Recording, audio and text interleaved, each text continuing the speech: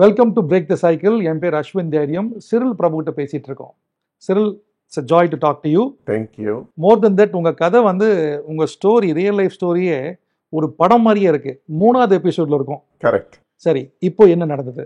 So 3வது episode வந்ததுனால first 2 episodes ஒரு குயிக்காக Summary. ப்ரீஃப் பண்ணுறேன். நான் அமெரிக்காவுக்கு போகிறேன், நிறைய எதிர்பார்ப்போடு போகிறேன். Correct. போன இடத்துல ஒரு இன்சிடென்ட் நடக்குது. கன் பாயிண்டில் they are taking me down. அந்த கன் பாயிண்ட்லேருந்து வந்ததுக்கப்புறம் ஐம் ரீசர்ச்சிங் ஆமா, about the guys who put me through that. அப்போ தான் I run into this whole prison ப்ராப்ளமை பார்க்குறேன். அந்த ப்ரிசன் ப்ராப்ளமை பார்க்கும்போது I want to go to the core of the issue. Centre point. Centre point என்னன்னு கண்டுபிடிச்சிட்டோன்னா அதுக்கு சொல்யூஷன் கண்டுபிடிச்சிடலாம் அப்படின்றதுக்காக. ஸோ எல்லாரும் என்ன சொல்கிறாங்க, ஆஃப்ரிக்கன் அமெரிக்கன் இஷ்யூன்னு சொல்கிறாங்க, ஹிஸ்பானிக் இஷ்யூன்னு சொல்கிறாங்க, ஒரு ரேஸ் சம்மந்தமாகவே பேசிட்டு வராங்க. ஸோ நம்ம என்னென்னா அது ரேஸ் இல்லை அப்படின்னு நம்ம வந்து சொல்கிறோம். அங்கே எங்கே சொல்கிறோம், செகண்ட் எபிசோடில் வந்து சொல்கிறோம் இது ஃபாதர்லெஸ் இஷ்யூ. ஆமாம், அதே மாதிரி சொல்லிட்டோம். கதையை வந்து அங்கே கொண்டு போகும்போது அது ஏன் எனக்கு அவ்வளோ பாதிப்புனா, நான் வளரும்போது தகப்பனே இல்லாமல் வளர்ந்த அந்த ஒரு சூழ்நிலையும் எனக்கு எப்படி ஒரு சில காரியங்கள் எப்படி அது ஒரு பாதிப்பை உண்டாக்குச்சோ அதே பாதிப்பை தானே இந்த பிள்ளைங்களுக்கும் உண்டாக்குன்ற ஒரு கனெக்ஷனில் வரோம் நம்ம. இப்போ இந்த எபிசோட்ல நான் அது இல்லாம இன்னொரு பாயிண்ட், எப்படி உங்க செல்வராஜ் அந்த அங்கிள் வந்து எந்த எதிர்பார்ப்பும் இல்லாம பண்றாங்க. அந்த எதிர்பார்ப்பே இல்லாம இந்த பிள்ளைங்களுக்கு பண்ணக்கூடிய ஆள் இல்லை, அதனால தானே இவங்க தப்பு பண்றாங்க. அந்த இது எனக்கு ரொம்ப கிளியரா புரியுது. சரியா, அதை எப்படி ஃபிக்ஸ் பண்ணணும் அப்படின்னு நான் யோசிச்சுட்டு இருக்கேன். அப்போதான் வந்து யூனோ இந்த ப்ராப்ளம் எல்லாத்தையும் எடுத்து பார்க்கும்போது நான் பார்க்குறேன், முதல் முறையாக அமெரிக்காவில் 25 million house holds do not have fathers at home. 25 million house holds தகப்பன் இல்லாமல் பிள்ளைங்க வளர்றாங்க. That's a major data. Correct. இப்போ தகப்பன் இல்லாமல் பிள்ளைங்க வளரும்போது அந்த பிள்ளைங்க தான் டிப்ரெஷனுக்குள்ளே போகிறாங்க, அந்த பிள்ளைங்க தான் ஸ்கூல்லேருந்து ட்ராப் அவுட் ஆகிறாங்க, அந்த பிள்ளைங்க தான் 12-13 வயசில் ப்ரெக்னென்ட் ஆகுறாங்க, அந்த பிள்ளைங்க தான் வந்து ட்ரக்ஸை யூஸ் பண்ணுறாங்க. இப்படி அந்த பிள்ளைங்களுடைய பிரச்சனை, அது தகப்பன் இல்லாமல் வளர்ற இந்த பிள்ளைங்களோட பிரச்சனை வந்து அமெரிக்காவோட epidemic, not pandemic. Pandemic is a global problem. Epidemic is very centralised to America. இதை சூழ்நிலையில் நான் உணர்றேன். ஸோ இதை எப்படியா ஃபிக்ஸ் பண்ணணும் அப்படின்னு சொல்லிட்டு ஒரு தாகத்தோடு தேடுறேன். நான் தேடினா வந்து அதுக்குள்ளே ஒரு 12-13 வருஷம் போயிடுது. 2005க்கு வந்துடுறேன் நான். இதுக்கு நடுவில் நான் பிரிசனுக்கெல்லாம் போயிட்டுலாம் வரேன். ஸோ பிரிசனுக்கெல்லாம் போயிட்டு வரும்போது நான் பார்க்குறேன் நிறைய வாட்டி இல்லை, பிரிசனுக்கெல்லாம் போறீங்கன்னா போய் ஏதாவது பண்ணணுன்ற ஒரு தாகத்தோடு தேடுறேன். கரெக்ட், ஏதோ தாகத்தோடு போகிறேன். அப்போது என்ன ஆகுது, பிரிசன் ஃபெலோஷிப்னு ஒரு ஆர்கனைசேஷன் அமெரிக்காவில் 1974 இருக்குது. சக் கோல்சன் ஒருத்தர் ஆரம்பிக்கிறாரு. அது நல்ல எல்லா மாகாணத்துலேயும் இருக்குது. ஆனால் அவங்க என்ன பண்ணுறாங்க, ஏஞ்சல் ட்ரீன்னு ஒரு ப்ரோக்ராம் பண்ணுறாங்க. அந்த ஏஞ்சல் ட்ரீ ப்ரோக்ராம் என்னென்னா, கிறிஸ்மஸ் டைமில் போயிட்டு இந்த பிள்ளைங்களுக்கு டாய்ஸ் கொடுக்கறது, துணி கொடுக்கறது, இந்த மாதிரி பண்ணுறாங்க. ஸோ நான் நினச்சேன், கிறிஸ்மஸ்க்கு போய் டாய்ஸையும் துணியும் கொடுத்துட்டு ஜனவரி மாதம் வந்ததுன்னா நம்ம என்ன பண்ணுறோம், அவங்கள போய் பார்க்குறதே கிடையாது. எப்படி இந்த ஒரு $20 கிஃப்ட்னால இந்த பிள்ளைங்களுக்கு பிரயோஜனம் வரும்? வருஷம் முழுக்க இந்த பிள்ளைங்க கஷ்டப்படுறாங்களே, அப்படிலாம் இந்த தாட் இஸ் கோயிங் ஆன். இதெல்லாம் எடுத்துகிட்டு போய் சொன்னால் யாரும் கேட்க மாட்டாங்க. ஸோ 2005 வந்துருச்சு. ஸோ 2005ல் நான் வந்து என்ன பண்ணேன், இந்த டேட்டாவெல்லாம் எடுத்துகிட்டு நான் என்ஜிஓஸ் கிட்டலாம் போய் பேசுகிறேன், சர்ச் கிட்ட பேசுகிறேன், பிஸ்னஸ் கிட்ட பேசுகிறேன். ஒருத்தருமே வந்து கூடவே வரல. 7 வருஷம் கடந்து போகுது. 2012 தொடர்ந்து பேசிட்டே இருக்கீங்க. தொடர்ந்து பேசுகிறேன், ஏதாவது செய்யணும். ஆனால் எனக்கு என்னென்னா, நானாக போய் ஒரு ஆர்கனைசேஷனை தொடங்கணுன்றது என்னோட பிரியம் கிடையாது. ஏற்கனவே யாரோ பண்ணுறாங்கல்ல, அவங்களோட சேர்ந்துக்கலாம், அவங்களுக்கு இது உபயோகமாக இருக்கட்டும், அவங்க பண்ணுற வேலையோடு இதை சேர்த்துக்கிட்டோம். ஆனால் இந்த என்னென்னா, அமெரிக்காவில் வந்து இந்த மாதிரி பிரிசனுக்குள்ளே போய் பண்ணுற ஊழியமோ இந்த வேலையோ நிறைய நடக்குது. ஆனால் யாருமே லாங் டேர்ம் இந்த ப்ராப்ளமை சால்வ் பண்ணுமோ அதெல்லாம் வந்து போகிற டீப்பான ஸ்பேஸில் யாருமே இல்லை. ஸோ நான் என்ன பண்ணேன், ஃபர்ஸ்ட் இந்த 7 இயர்ஸ் முடிகிற டைமில் எனக்கு வந்து சரி இதை வந்து யாருமே கேட்க மாட்டாங்கன்னு சொல்லி ஒரு குறுக்கீடு. இந்த 7 வருஷம்ன்றது நீங்கள் 7 செகண்டில் சொல்லிட்டீங்க. கரெக்ட். ஆனால் நிறைய தடவை இந்த மாதிரி நம்ம ஒரு குறிக்கோளில் போய் தேடும் போது தட்டும் போது டிஜெக்ட் ஆகும்ல, Correct. இது தொடர்ந்து கேட்டுட்டு இருக்கோம் நடக்க மாட்டேங்குதேன்னு. Correct correct. உங்களுக்கு எப்படி இருந்தது? நீங்க எப்படி அது இன்னும் 7 வருஷம் அப்படின்னு சொல்றீங்க, எப்படி அது இன்னும் விடாம, நிறைய பேர் விட்டுருவாங்கல்ல, சரிப்பா இது நமக்கு இல்ல, கரெக்ட். எப்படி உங்களுக்கு அதை விடாம அதை இன்னும் பணம் தேடணும் அப்படின்ற அப்படின்ற ஒரு தேடல் என்ன தெரியுமா எனக்கு? நான் சொன்னேன்ல, என் வாழ்க்கையில ஒரு செல்வராஜ் இருந்த மாதிரி இந்த பிள்ளைங்களோட வாழ்க்கையில செல்வராஜ் இல்லைன்ற ஒரு தாக்கம் வந்து என்கிட்ட இருக்கு. கிளியரா இருந்துச்சு. ஸோ இதை வந்து நான் வந்து எப்படி ஃபுல்ஃபில் பண்றது? அப்போ அதுக்கு தான் நான் ஏர்லியரா சொன்ன ஒரு வேர்ல்டு விஷன்ல ஒரு 2 பிள்ளையை எடுத்து வளர்த்துடலாமா ஸ்பான்சர் பண்ணலாம் பண்ணலான்னு. அப்படி பண்ணிருந்தா it would have justified also. ஆமா. ஆனா எனக்கு என்னன்னா, இது வந்து ஒரு லாங்கர் ப்ராப்ளம். இதை கொண்டு போய் லாங்கர் அண்ட் டீப்பர் ப்ராப்ளம். இன்னொன்று வந்து, if this was easy everybody would have jump to to it. நல்லா சொன்னீங்க. ஈஸியா இருந்தா எல்லாரும் வந்திருக்கலாம், எல்லாரும் பண்ணுவாங்கல்ல. இது வந்து கஷ்டமான ஒரு பாதை. அந்த பாதைக்குள்ள நம்ம போறோம். ஸோ இதுல வந்து பாதிப்பு இருக்குது. இன்னொன்று வந்து எனக்கு என்னன்னா, நீங்க கேட்ட கேள்வி ரொம்ப நல்ல கேள்வி. என்னன்னா, என் வாழ்க்கையில வந்து வளரும்போது எதுவுமே எனக்கு ஈஸியாவே கிடைக்கல. எல்லாமே நான் சண்டை போட்டு தான் வாங்குறேன். காலேஜுக்கு போறதுல இருந்து இன்னும் எனக்கு தேவையான பொருளை கிடைக்கிறது எல்லாமே ஒரு போராட்டத்துக்கு நடுவில் தான் வருது. எனக்கு ஒரு பெரிய பாதிப்பு வந்து எதுவுமே கிடையாது. ஏன்னா என்கிட்ட ஒண்ணுமே இல்லை. So I am fighting always from nothing. So அதனால வந்து எனக்கு இது ஒரு பெரிய இதுவாக தெரியல. ஸோ திரும்ப போய் போராடுறேன். அதுக்கு இல்லையா, பரவாயில்ல, நீ கீழே விழுந்தோமா, திருப்பி எந்திச்சு போய் போராடுறேன். சரியா? தலைப்பே அதான் இருக்கு, பிரேக் த சைக்கிள். இப்போ என்ன ஆகுது, நான் ஒரு சாப்ளன் கிட்ட போய் சொல்றேன், பட்டோக்கான ஒரு சாப்ளன்கிட்ட போய் சொல்றேன், எனக்கு வந்து ஒரே ஒரு நாள் உங்க இன்மேட்ஸ் கிட்ட பேசுறதுக்கு. சாப்ளன் சொல்றது அந்த பிரிசன்ல, அந்த ஜெயிலுக்குள்ள இருக்கிற ஒரு கோட் பண்ற. ஆமா, அவங்களோட ஜாப் என்னன்னா, இங்க உள்ள பிரிசன்ல இருக்கிறவனுக்கு ஸ்பிரிச்சுவல் லைஃப்க்கு ஹெல்ப் பண்றது. அவனோட ஃபெய்த் என்ன வேணா இருக்கலாம், ஹிந்துவா இருக்கலாம், முஸ்லிமா இருக்கலாம், கிறிஸ்டியனா இருக்கலாம். இவங்களோட ஜாப் வந்து அவங்களோட ஃபெய்த்தை என்ரிச் பண்ணுறதுக்கு தான் சாப்ளன்ஸ்ன்னு வச்சுருக்காங்க. இப்போ அந்த சாப்ளன்ட்ட போய் சொல்கிறேன், கிறிஸ்மஸ் டைம் வருது, நான் வந்து இவங்களோட பேசலான்னு. அவர் சொல்கிறார், கிறிஸ்மஸ் டைம்லாம் வர முடியாது, நிறைய ப்ரோக்ராம் இருக்குது, ஜனவரி மாதம் வரேங்க அப்படின்னு சொல்கிறாங்க. ஸோ ஜனவரி 7th 2012 அந்த இன்மேட்ஸ் முன்னாடி 15 நிமிஷம் பேசுறதுக்கு எனக்கு சான்ஸ் வாங்கி கொடுக்குறார். போனால் ஒரு 20 பயல்க வந்து கேட்குறாங்க. 20 பிரிசனர்ஸ், ஜெயில் கைதிங்க வந்து என்கிட்ட கேட்குறாங்க.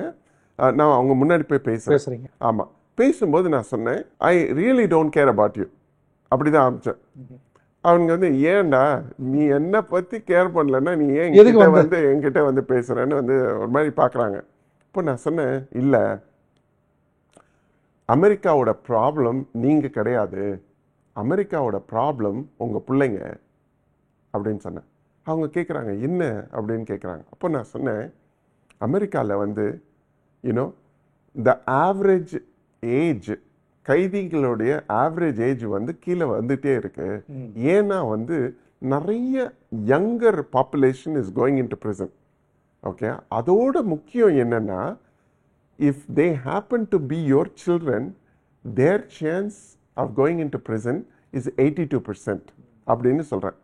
இவங்க எல்லாம் கேட்குறாங்க, எல்லாம் ரொம்ப அட்டென்டிவாக இந்த பயல்கை என்கிட்ட கேட்டுட்ருக்காங்க. இப்போ நான் என்ன சொன்னேன் அவங்க கிட்டன்னா, இவ்வளோ ப்ராப்ளம் இருக்குது, இந்த ப்ராப்ளத்துக்கு சொல்யூஷன் என்கிட்ட கேட்டிங்கன்னா கிடையாது என்கிட்ட. எனக்கு வந்து ப்ராப்ளம் மட்டும்தான் இப்போ தெரியுது, இந்த ப்ராப்ளத்தை சால்வ் பண்ணணுன்னு எனக்கு இருக்குது. இதில் யாராவது உங்களுக்கு பிரியம் இருந்ததுன்னா இந்தாங்க அப்ளிகேஷன் ஃபார்ம், உங்கள் பிள்ளைங்களை கையெழுத்து போடுங்க அப்படின்னு சொல்லி வாங்குறேன். ஆனால் நான் என்ன பண்ணேன், அந்த ஃபஸ்ட்டு ஒரு 6 to 8 months இருக்குல்ல, வாரத்துக்கு 2 வாட்டியாவது போய் பார்ப்பேன், அவங்கள பார்த்து பேசுவேன். அது பிரச்சனை சார். ஆமாம், உங்களுடைய பிரச்சனையை பற்றி சொல்லுங்கள். ஏன்னா I'm collecting the data from them. இப்போது நான் எதுக்கு இது சொல்ல வரேன்னா, இப்போது ஒரு பிரச்சனைன்னு வந்துச்சுன்னா எல்லாருக்கும் அந்த சொல்யூஷன் உடனே இருக்குமான்னு தெரியாது. ஏன்னா வந்து இந்த சொல்யூஷன், இந்த ப்ராப்ளம்க்கு இதுதான் சொல்யூஷன்னா அந்த ப்ராப்ளமை சால்வ் பண்ணிடலாம். அந்த சொல்யூஷன் கண்டுபிடிக்கிற வரைக்கும் இந்த ப்ராப்ளம் வில் கண்டினியூ. ஸோ இதுக்காக நான் வாரத்தில் 2 வாட்டி 3 வாட்டி போய் இவங்களோட பேசிட்டே இருக்கேன். சரியா, ஒரு வருஷம். ஒரு பக்கம் வேலையும் பார்க்குறீங்க, ஒரு பக்கம் இதையும் பண்ணுறீங்க. கரெக்ட். ஸோ அதுக்குள்ளே 1 வருஷம் போயிடுது. ஆனால் முதல் வருஷம் நான் என்ன எஃபர்ட் எடுத்தனோ அவ்வளோ திரும்ப ஃபெயிலியர். நீங்கள் கேட்டிங்களே 7 வருஷம் இன்னும் அதோட சேர்த்து இன்னும் 1 வருஷத்தையும் சேர்த்துருங்க, 8 வருஷம். எது பண்ணாலும் அவன் கேட்கறான், நீ ஆப்பிரிக்கன் அமெரிக்கன் இல்லையே, ஏன் ப்ராப்ளம் உனக்கு எப்படி தெரியும்? நீ இந்த ஊரே இல்லையே கிடையாது, நீ இந்த ஊரே கிடையாது, நீ எப்படி போய் ஏன் ப்ராப்ளம் சால்வ் பண்ண முடியும்? அவன் கேட்கறது நியாயமான கேள்விதான். ஆமா, நீ என்ன மாதிரி கஷ்டப்படலையே, அப்போ உனக்கு எப்படி வந்து ஏன் ப்ராப்ளம் தெரியும் அப்படின்லாம் கேட்கறாங்க. ஓகே, அது ஒரு சைடு இருக்கு. இன்னொரு சைடு நான் என்ன சொல்றேன், இந்த பிள்ளைங்களை படிக்க வச்சுட்டா இந்த பிள்ளைங்களுடைய வாழ்க்கை தரம் மாறிடும். That will break the cycle for them அப்படின்னு சொல்றேன் நான். இப்பதான் தலைப்புக்கே வந்திருக்கும். கரெக்ட். ஸோ இது என்னன்னா, இது generational cycle that needs to be broken. இப்போ தகப்பன் பிரிசன்குள்ள வரான், திரும்ப அவங்க பிள்ளைங்க வராங்க, அவங்களுடைய பேர பிள்ளைங்க வராங்க, அப்புறம் 3வது ஜெனரேஷனும் வராங்க. நான் பிரிசன்குள்ள போய் பார்த்துருக்கேன் அஸ்வின். ஒரு சில நேரத்துல தாத்தா இருக்காங்க, மகன் இருக்கான், பேரன் இருக்கான், ஒரு குடும்பமே பேரனோட பிள்ளைங்க வந்து பார்க்க வராங்க. ஸோ ஒரு 4 ஜெனரேஷன் பிரிசன்குள்ள இருக்கிறதெல்லாம் நான் பார்த்துட்டேன். ஸோ இந்த ஜெனரேஷனல் கர்ஸை எப்படி முறியடிக்கிறது? இப்போ நான் எதுக்கு இவ்வளோ அழுத்தி சொல்றேன்னால, இப்போ இந்தியாவில் கூட நம்ம நிறைய காரியத்தை வந்து இன்னைக்கு நம்ம ப்ராப்ளமா பார்க்கும்போது இன்னைக்கு உள்ள ப்ராப்ளம் கிடையாது, இது பின்னாடி எங்கேயோ இருந்து ஆரம்பிச்சு இங்க வந்து முடியுது. ஸோ அதனுடைய மூலத்தை கண்டுபிடிச்சிட்டோம்னா இதுக்கு சொல்யூஷன் ஈஸியா கண்டுபிடிச்சிடலாம். ஸோ இன்னும் 30 செகண்ட்ஸ் தான் இருக்கு செரில். இந்த எபிசோட்ல 3வது நம்ம அடுத்த பதிவுக்கு நான் வெயிட் பண்றேன். இந்த பதிவுலேருந்து நேயர்களுக்கு ஒரு விஷயம் எனக்கு ஒரு டேக்அவே வருது, அது நான் சொல்றது கரெக்டானு பாருங்க. எந்த முயற்சியுமே ஈஸியாக கிடைச்சா அது முயற்சி இல்லை. கரெக்ட். 7 வருஷம் தொடர்ந்து நீங்க முயற்சி பண்றீங்க, சொல்யூஷனும் ட்ரை பண்றீங்க. கரெக்ட். ஆனா எந்த கதவுமே திறக்கல. கரெக்ட். அந்த கதவு திறக்காத போது நீங்க வந்து இது எனக்கு இல்லப்பான்னு விட்டுருக்கலாம். கரெக்ட். ஆனா விடாம நீங்க பண்றீங்க, அது எனக்கு ஒரு பெரிய டேக்அவேவா இருக்கு. நேயர்களுக்கு அதுல இருந்து கத்துக்கிற பாடம் என்ன? நீங்க சொல்ற அந்த 7-8 வருஷம் எப்படி இருந்திருக்கும்? இப்ப பல நேயர்களுக்கு சில பேர் கடனா இருக்கலாம், சில பேருக்கு ஹேபிட்ஸா இருக்கலாம், சில பேருக்கு பல விதமான பிரச்சனைகள் இருக்கலாம், எல்லாமே நமக்கு தெரியாது. ஆனா ஒரு விஷயம் கிளியரா இருக்கு, முயற்சியை விடாம தொடர்ந்து பண்ணா ஒரு பிரேக் த்ரூ கிடைக்கும். கண்டிப்பா. அப்படி சொல்றது கரெக்டா? கண்டிப்பா. என்னன்னா நான் என்ன பாக்குறேன்னா, இப்போ ஒரு பிரச்சனைன்னு வந்துட்டா அந்த பிரச்சனைக்கு சொல்யூஷன் நம்ம கண்டுபிடிக்கணும். அந்த கண்டுபிடிக்கிற வரைக்கும் அந்த தேடல் இருந்துகிட்டே இருக்கும். சரியா? நிறைய வாட்டி நான் பார்த்துருக்கேன். இப்போ நான் வந்து போய் ஒரு ப்ரிசனில் போய் பண்ணுறனோ இல்லை ஹாஸ்பிட்டலுக்கு போய் ஏதோ பண்ணுறனோ அந்த மாதிரி ஒரு வேகத்தோடு ஆரம்பிப்பாங்க. ஆரம்பிச்சுட்டு அது அங்கே அந்த ஒரு ப்ராப்ளமை சால்வ் பண்ணாமல் ஒரு 10-12 ப்ராப்ளமை சால்வ் பண்ணின்னு இருப்பாங்க. கரெக்டாக சோர்ந்து போயிடுவாங்க. இன்னொரு இடத்துல போய் தேடிட்டு இருப்பாங்க. சென்ட் மெயில்னு ஒரு கம்பெனி இருக்குது, அதனோட சிஇஓவை நான் போய் பார்க்குறேன். இந்த மாதிரி இதெல்லாம் பண்ணிகிட்டே இருக்கும்போது நான் நிறைய பேரை போய் இன்டர்வியூ பண்ணுறேன். கேட்குறேன், நீங்கள் எப்படி சக்சீட் ஆனீங்க, நீங்கள் எப்படி உங்களால் இதெல்லாம் தாக்கு பிடிக்க முடிஞ்சது? எனக்கு இருக்கிற அந்த பாதிப்பு அவங்களுக்கும் இருந்திருக்கோம்ல, இந்த ஃபெயிலியர் அவங்களுக்கும் இருந்திருக்கோம்ல. ஸோ அது மாதிரி கேட்குறேன் நான். அப்போ அந்த சென்ட் மெயிலோட ஓனர் சொன்னார், உன் ப்ராப்ளமை நீ முதல்ல டிஃபைன் பண்ணிவிட்டு அந்த ப்ராப்ளமை எவ்வளோ அந்த ஏரியாக்குள்ளே தான் நீ லேசர் ஃபோக்கஸ்டாக இருக்கணும். நீ அந்த ப்ராப்ளம் உலகத்தில் வந்து நிறைய பிரச்சனை இருக்குது. You are not the saviour of the world. You are not going to solve all the problem. Pick your fight, pick your battle. ஆனால் வந்து you stay in that battle. கீழே விழுவியா, எந்திரிக்கிறவன் தான். அடி வாங்குறியா, யூனோ சட்டை கிளியே தான் செய்ய போகுது, you know. So you stay there அப்படின்னு நிறைய பேர் எனக்கு என்கரேஜ் பண்ணாங்க. இது வந்து என்னோட ஸ்ட்ரென்த்தில் மட்டும் ஐ டென்ட் கெட் த்ரூ. நிறைய பேர். ஸோ நான் இந்த ஆடியன்ஸ் பார்க்குறவங்களுக்கு இதை தான் சொல்ல விரும்புகிறேன். நான் நிறைய சோர்ஸில் நமக்கு ஹெல்ப் பண்ணுறதுக்கு நிறைய பேர் இருக்காங்க. நம்ம வந்து ஒரு காரியம் நடக்கலைன்னா there is a wisdom in the counsel of many. இப்போது நீங்கள் சொன்னீங்க பண கஷ்டம் வருது, இல்லை ஒரு சைக்கலாஜிக்கல் ப்ராப்ளம் வருது. There are doctors there, there are people who can help, counsel பண்ண முடியும். ஸோ நான் என்ன சொல்ல வரேன்னா, it is better for us even when we fail to find the counsel. அதோட எனக்கு பிடிச்சது, இந்த நிகழ்ச்சி நம்ம முடிக்க போகிறோம். இந்த எபிசோடு 4th எபிசோடு நம்ம போகிறோம். Pick your battle, pick your battle and focus on it. இது சொன்னது எனக்கு ரொம்ப கிளியராக இருக்குது. நம்ம பேட்டில் பிக் பண்ணாமல் இல்லை இந்த ஃபோக்கஸ் பண்ணாமல் சுற்றி போகிறதுனாலேயே ஒரு சோர்வும் வருது நமக்கு. கரெக்ட். தொடர்ந்து அடுத்த எபிசோடில் இந்த பிரேக் த சைக்கிள் நிகழ்ச்சியில் நம்ம தொடர்ந்து பேசுவோம். இன்னைக்கு நீங்கள் எந்த பேட்டில் பிக் பண்ணுறீங்க அப்படின்னு தான் கேள்வி. அடுத்த எபிசோடில் இன்னும் இன்ட்ரெஸ்டிங்கான விஷயம் இருக்குது. செல்வ பிரபுவோட பேசிகிட்டு இருக்கோம், மிஸ் பண்ணாதீங்க.